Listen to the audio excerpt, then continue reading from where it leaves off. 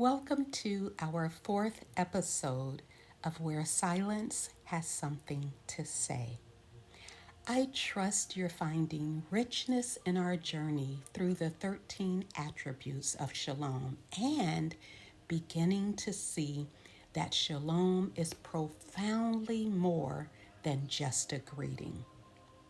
To speak Shalom over someone is to bless them as an heir of a divinely woven prayer, a single word carrying the Father's fullness, peace, and promise.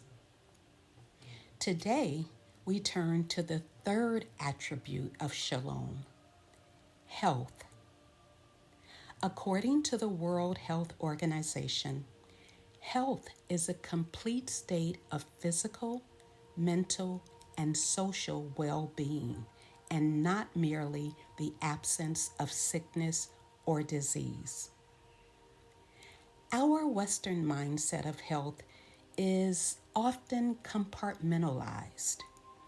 We speak of mental health, physical health, spiritual health, emotional health, and financial health. And we visit separate specialists for each, rarely, if ever, expecting them to converse. But in Shalom, no such separations exist. The body speaks the heart's grief, the mind carries the soul's burden, and the spirit can lift or weigh down the flesh. When we isolate one form of health from another, we risk treating symptoms instead of restoring well-being. True health, therefore, is integrated. It is the soul and skin walking in rhythm, the unseen and seen aligned in grace. Western medicine has made vital contributions to health, but it must be held alongside the ancient wisdom that we are whole beings, and healing must reach us in our wholeness. So let's rethink health. It may not mean what we think it does. In Hebraic thought, to be in health or be healed is not merely to be made better, but to be made whole.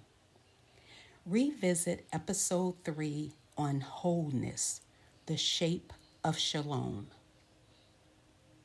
The word Rapha appears throughout Scripture as Elohim's compassionate love of restoring what has been broken. We even speak the name Yahovah Rapha, our healer. Rapha is to restore, repair, and mend not only bodies, but spirits, relationships, and entire communities. Health and healing in this way is not isolated to a hospital bed or a doctor's visit. It is the return of harmony, the return of wholeness, the return of order, alignment, and purpose. Therefore, Shalom and Rapha are partners. One cannot stand without the other, and this is health, the well-being of Shalom.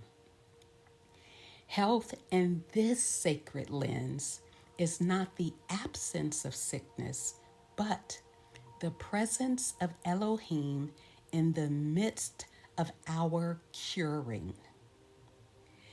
In the epistle 3 John chapter 1 and verse 2, the Apostle John wrote, "Beloved, I wish above all things that thou mayest prosper and be in health, even as thy soul prospers. What would it mean for it to be well with you? Not just on the surface, but a well-being that reaches into your bones, into your history, into your soul. In Shalom, well-being is not compartmentalized. It is integration. It is knowing that Elohim encircles every part of you, mental, physical, spiritual, emotional, and financial. And his prescription for your being is health, healing, and wholeness. Until next time, take a breath. Let Shalom settle like a prayer. Let health integrate you wholly, and you'll discover well-being where silence has something to say.